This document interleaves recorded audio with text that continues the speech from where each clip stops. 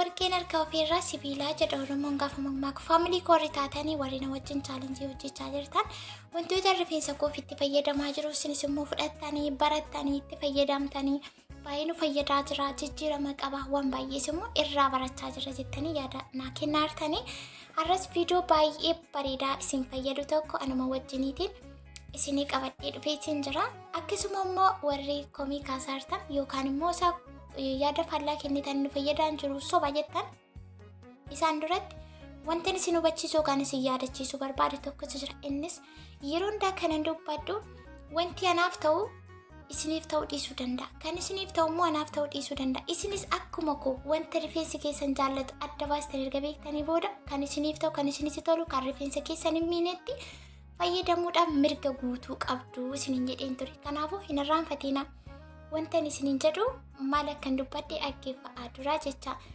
inni biraan wanta kunutti fayyadamaa jiru kun isiniif hin taane taanaan bakkuma sanatti dhiistanii gara wanta rifeensi keessan jaallatu barbaadutti deemuuf mirga guutuu qabdu wanti nuti wal shawwannee wal bira dabarru hin jiru isiniin jechuun barbaade bakka jirtanitti nagaan isiniif haa ta'u hordoftoota keebii qofshaalee kam jirtu nagaa keessanii ani baay'ee nagaa kooti haaluma argaartan kanaan deebi'ee dhufeetiin jira hara taatanii wal dhuftan anaa dhufu subscribe gochuuni akkasumallee viidiyoo like share gochaa sabastaatii keessan koomentii irratti barreessuudhaan agaxumaa na wajjin tura gara viidiyoo kootti gara chaalenjii keenyaatti yeroon deebi'u guyyaa lamaan duratti viidiyoon gadhiisirraa gadi buutanii ilaaluu dandeessu warri hin argine warri immoo bakka kanarra geessee eessa kuttee jettan deebi'ee dhufeetiin jira heer maaskii baay'ee qimamii bareedduu taate tokko hojjedheetti fayyadameen ture innis immoo roosmerii qurunfudii jinjibilaa fi akkasumallee oliif ooyilii walitti hojjedheetiin itti fayyadamee yookaan haala kana rifeensa kootti dibee ture kuni amma daqiiqaa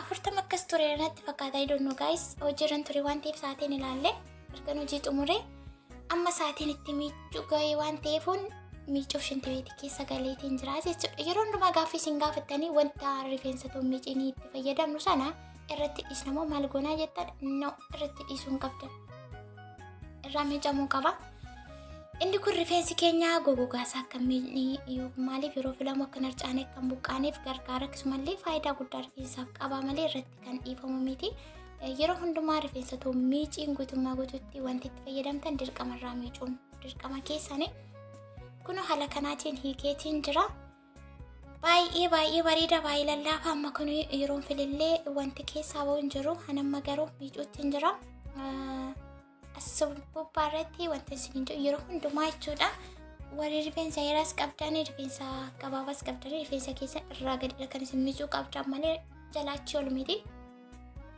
akka warra dhiirotaa kan nama goofaree miicuutti walitti kan sukkumtanidha yoo ta'e inni sunillee balaa guddaa qaba maaliif of eeggannootiin akka harkaan filaa massaajii gochaa jalqabaa gedhumaa yookaan haga wajjaa isaa guutuutti fila kanaan kan isin miicachuu qabdanii jechuudha kanaaf ishee kanallee kan dagannee warri itti fayyadamaa warri na wajjin jirtan warri itti fayyadamaa jirtanii jechuudha warri isin hin fayyadne rakkoon qabu sisteema isin fayyadamuun itti fayyadamuu dandeessu akkasumallee anallee waan sirreessu waan na gorsitan yoo jiraate yaadni keessan fudhachuuf balballi koo banaadha yaa kun akkuma argaartanii erga harkaan akka kanaaf filtanii miicanii booda bishaan keessatti haala kanaatiin filuun baay'ee faayidaa qaba maaliif rifeensa akka hin cinne akka hin buqqaane akka hin caccabnee fi akka hin miidhamneef kan gargaaru isa kanaa jechuudha argitanii haala kanaatiin filuu qabdanii akkasitti lallaafa bishaan keessatti kan kus akkasuma jajjabaata bishaan keessa roobee yeroo goggee ta'e filuuf garaan iyyuu hin yaadu ani garuu sisteema akka kanaatti fayyadama yaa shaamboo amma argitan kanatti fayyadamaa jira shaamboo kan biraas nan qaba shaamboo kollee ni beektanii warra faamilii fotaatanii haala kanaan jalqaba haga dhumaatti bishaan asii gadi keessa yaasaa akkan isin miicuu qabdan suuta jettanii jechuudha maaliif yeroollee namatti fudhatu isa walxaxxe isa goggogee isa wal keessa babbadee walirraa hiikuutti yeroo nama jalaa fudhata malee inni akkasitti akkan miicaa jiru kanatti miicamu yeroollee nama jalaan fudhatu rifeensallee ni fayyada sa'aatiillee ni qusata kana isinitti himuun danda'u faayidaas keessa jiru jechuudha warri beektan beektu warri itti fayyadamaa jirtan beektu akkam akka ta'e yeroo kana gaa beebi heeriin akkamittiin hin guddanne, rifeensa akkamittiin hin dheeranne, akkamitti citaa, akkamitti ciccitaa, akkamitti filamuu didaa, akkamitti guduunfame. Bakka kanatti yaada sinnaa kennitan maaltu jira? Argitanii baay'ee bareeda, baay'ee kan namatti tolu jechuudha. Gaa'esis gubbaarratti maja akkasitti naan jettanii akkanatti mufanne dhiifama naa godhaa malee namoonni tokko tokko isinitti tolu dhiisuu danda'a. Wigii Turkii orjinaaliin sun meeqa akka galee beektuu gatiinsa? Qala'insa jireenyaa kanarratti baay'ee tokko nama sodaachisa dhugaa dubbachuu fi kanaafuu abdii keessan sanarra godhachuurra waan kan ofii hin taane waan amma argamee amma badurra kaawwachuurra kanuma keessanitti deebi'aati of kunuunsaa, ofii qaqqabaa isiniin jechuun barbaade. Kun akkuma argaartan haala kanarra ga'ee miicee gara xumuruutti geetiin jira. Yaa akkuma argaa jirtanii jalqaba haga dhumaatti asii gadi keessa ba'aa jira jechuudha filaane. Bishaan keessa waan jiruufi ani yeroo mani biyya keessa jirullee biyya keessatti shintibeetiin akkasii jiraachuu dhabuu danda'a. Baay'ee ani intala baadiyyaati. Baadiyyaatti naladhee guddadhe waan ta'eefu yeroo rifeensa koo miicu biyyatti illee akkasuma zafzafaa keessatti gadi qabee miica malee akka goofareetti walitti marii hin miicuu hin jaallatu. Dura jechuudha. As erga dhufee garuu waan baay'een baradhe biyyatti illee yeroo nasii galu waan baay'ee siistema baay'ee na fayyadan hedduu isaa baradheera. Sin akkamii maal barattan ergaas dhuftanii? Ani biyya keessatti barattuun ture. Waggaa 9 hin baradhe. Waggaa 9 mana barumsaa biyya keessatti xumure sana mana madaamii keessatti baradhetu caala waan baay'een baradhe dhugaa dubbachuuf. Istiisi waan babbarattan koomentii irratti nu barreessaame.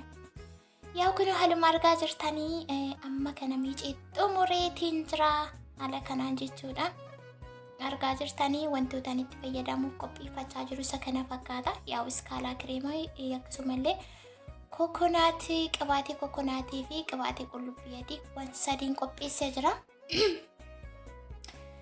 Isinillee akkasuma waan isin cinaatti argamu haalaa fi sisteema kanaan itti fayyadamuu dandeessu. Qimamoche bishaan keessa jira. Baay'een goonee baay'ees goggosuun barbaadu.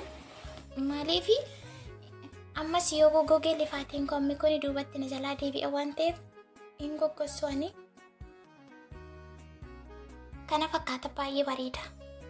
As gubbaarratti illee jechuudha erga miicamee maal jedhee fileera baay'isa wayi guutummaa guutuutti filee jira. Akkuma argartan yeroo miicee fileen jira.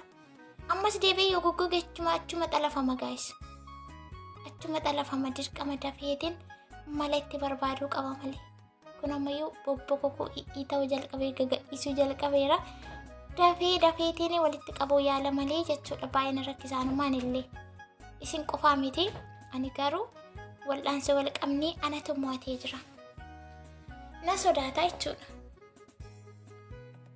Yeroo hundumaa akkuma argitan haala kanaatiin qibaatii kanatti fayyadamu waanan kanatti akkasitti fayyadamuuf ani duubni isaa fuuldurri isaallee kan na jalaa hin ciccinne suuta hidheetiin filaa suuta hidheetiin masaajii godhaa waan hundumaa sossobee jechuudha. Harka keessa qabachaa ija keessa laala ija jaalalaatiin yaa akkuma isiniin jedhee qibaatii kokonaatii fi qullubbii adii fasaashiisaa jechuudha. Qibaatii qullubbii adii anaa fi baay'ee na fayyadee jira. Kun iskaalaa kireemiidha. Iskaalaa kireemichi as kanarratti baay'ee isinii ibsuun barbaada.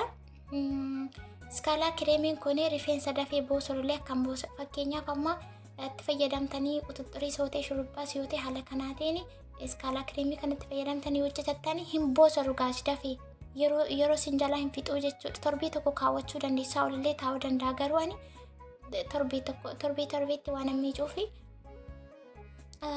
dafeen irraa miicaa jechuudha.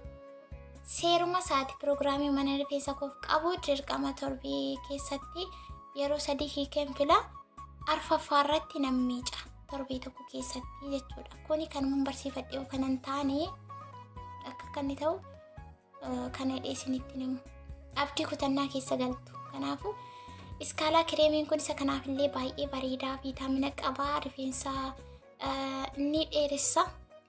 Warri itti amantan jechuudha. Ni dheeressa gaafa jedhamu namoota meeqatu natti aara laata.